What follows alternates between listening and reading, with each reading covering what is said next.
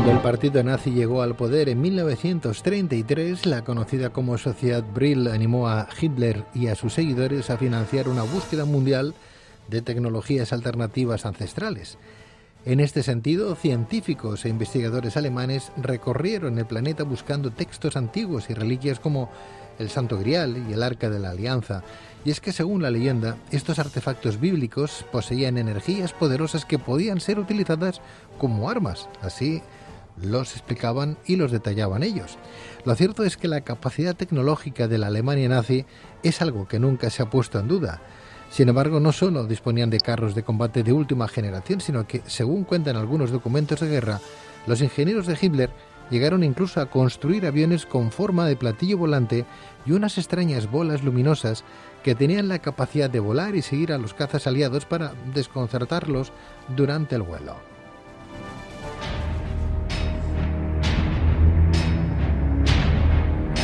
Pero existen documentos y testimonios que atestiguarían que durante la Alemania nazi se construyeron prototipos ovnis o platillos volantes con fines bélicos. ¿Qué era la misteriosa Sociedad Brill y qué tipo de información poseían? ¿Quién fue Maria Orsi y qué vínculos tuvo con el inventor e ingeniero Nikola Tesla? ¿Qué relación tuvieron ambos con el fenómeno ovni? ¿Pudieron tener acceso a una avanzada información tecnológica de la que se apoderaron los nazis? Bien, pues para responder a estas y otras cuestiones tenemos con nosotros a David Parcerisa, escritor, conferenciante e investigador del fenómeno ovni.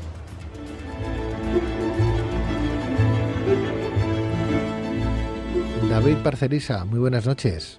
Hola, buenas noches, Pedro. Bienvenido, David. ¿Cuánto tiempo? Pues sí, hace unos cuantos años, ¿verdad? Ya hace unos cuantos años. ¿Qué tal? Sí. Bueno, ya lo ves, seguimos investigando. Trabajando, ¿no? Sí, por supuesto. Documentales, conferencias, bueno, estamos siempre en la línea de la investigación. Qué bueno. Pues bienvenida hasta tu casa, David, de nuevo. Te lo agradezco. David, ¿es cierto que existen documentos y testimonios que atestiguarían que durante la Alemania nazi se construyeron prototipos de ovnis o platillos volantes con fines bélicos?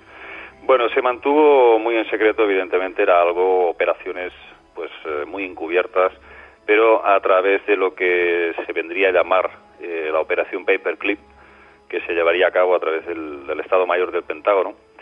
Entonces, pues los americanos estaban muy interesados en todo lo que habían descubierto, todos los experimentos que habían realizado, no solamente a nivel militar, balístico y de prototipos aéreos, sino también en el campo del control mental.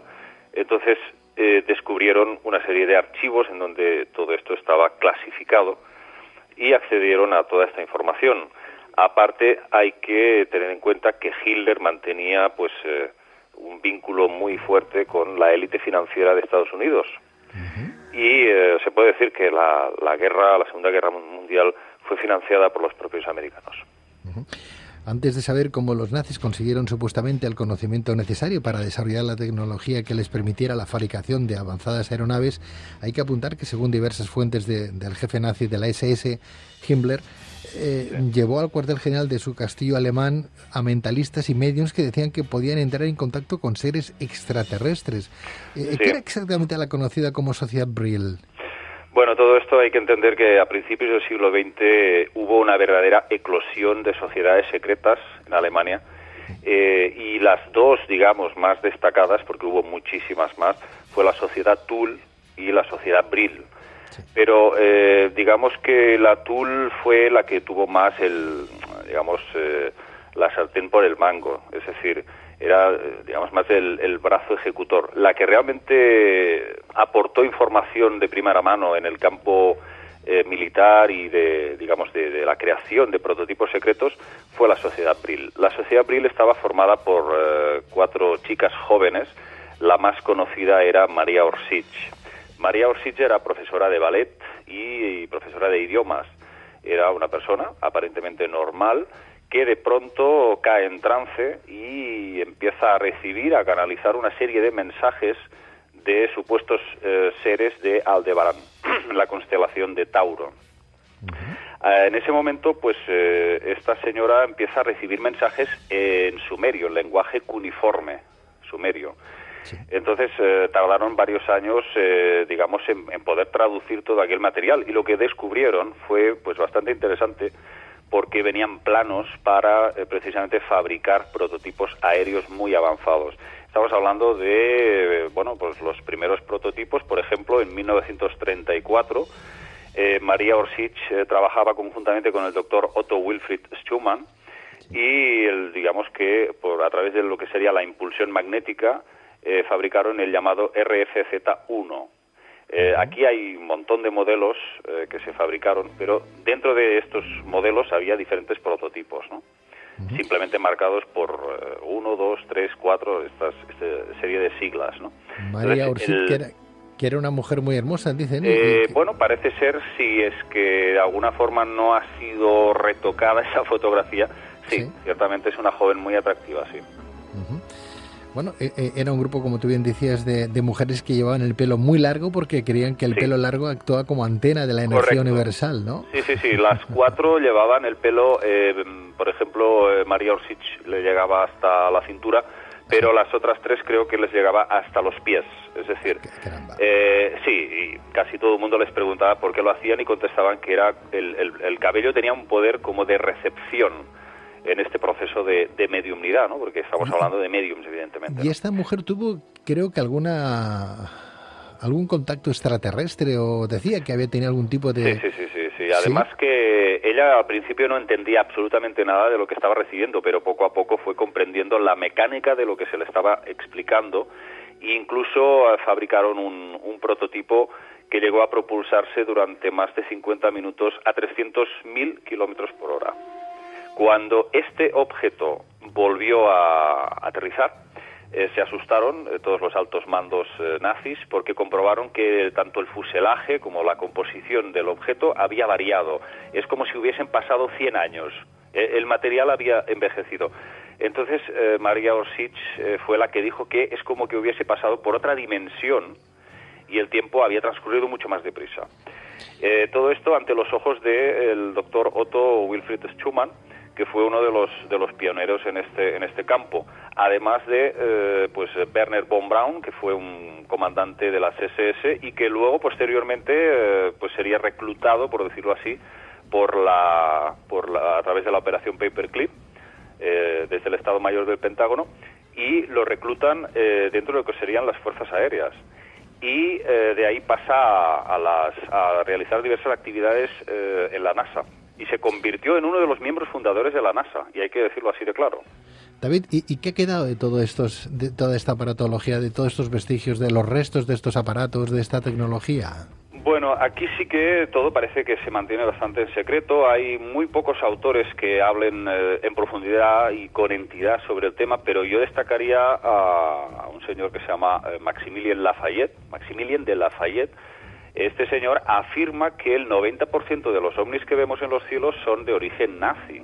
Pero claro, evidentemente para decir algo así, lógicamente tiene que basarse en que los nazis están evidentemente continuando con sus operaciones, o sea, están ubicados en algún punto de la Tierra en donde se seguirían llevando a cabo este tipo de operaciones secretas y probablemente en colaboración con los propios americanos.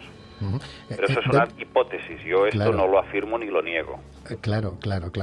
David, no obstante, ¿qué vínculo tenía esta mujer, Maria Orsic, con el inventor, ingeniero mecánico y eléctrico Nikola Tesla? Me parece que ambos tuvieron un interés bastante importante, o les unía en su amistad el tema extraterrestre. Ella porque recibía estos mensajes y él supuestamente porque quizás también de forma intuitiva tuvo acceso a una serie de informaciones sobre estas energías, ¿no? Las energías, creo que se llamaba la energía eléctrica fría. Entonces, parece ser que dentro de esta correspondencia había una preocupación por parte de Nikola Tesla de que, hablaba de que había dos razas extraterrestres o interdimensionales que estaban enfrentadas entre sí. Unas estarían a favor de la humanidad, de alguna forma pues serían entidades benévolas, y otras serían hostiles, regresivas. Entonces él, con su preocupación siempre por mejorar las condiciones de vida de la humanidad, pues consideraba una amenaza a una de estas razas y creó lo que se vendría a llamar el rayo de la muerte, ¿no? Y yo exactamente no sé a qué tipo de energía se refería, no creo que nadie sea capaz de decirlo, pero probablemente se postula que se trate de algún tipo de rayo de plasma. Bueno, Nikola Tesla creo que afirmaba tener comunicaciones con extraterrestres del planeta Marte. Tenía información sobre estos extraterrestres que iba anotando en su libro de notas, y lo anotaba en sánscrito. Sí, en sánscrito, correcto. En sánscrito. Lo que pasa es que yo no sé hasta qué punto esas comunicaciones eran tan claras como las que recibía Maria Orsic. Quizás él también se movió muy a nivel intuitivo. Entiendo. Pero él era consciente de que eso estaba ahí. Lo que está claro es que es cierto que los nazis quisieron en 1944 apoderarse de estos prototipos de naves para usarlos en la guerra, pero tanto Maria Orsic como su colaborador, el doctor Otto Schumann, se negaron. Bueno, cuando ellos, creo que fue en el año 44 cuando sucedió esto, ¿sí? Se dieron cuenta de que iba para finalidades militares, objetivos pues de guerra, utilizar esas máquinas para masacrar al enemigo, entonces se negaron. Y parece ser que Maria Orsic pues puso una serie de excusas para no seguir facilitando más información, pero digamos que ya era demasiado tarde y habían llegado a fabricar pues cientos de estas naves, ¿no? Los modelos que podemos ver, por ejemplo, si consultamos en internet, pues es el típico modelo discoidal, pero sin embargo hay el modelo Horten 229, que este es como una especie de avión porque tiene dos alas y tiene un aspecto así como muy extra fino, ¿no? Muy como si fuese una hoja de afeitar, pero volante, ¿no? Sí. Porque, David, Maria Orsic desapareció misteriosamente en marzo de 1945, justo antes de finalizar la Segunda Guerra Mundial. ¿Dónde pudo ir?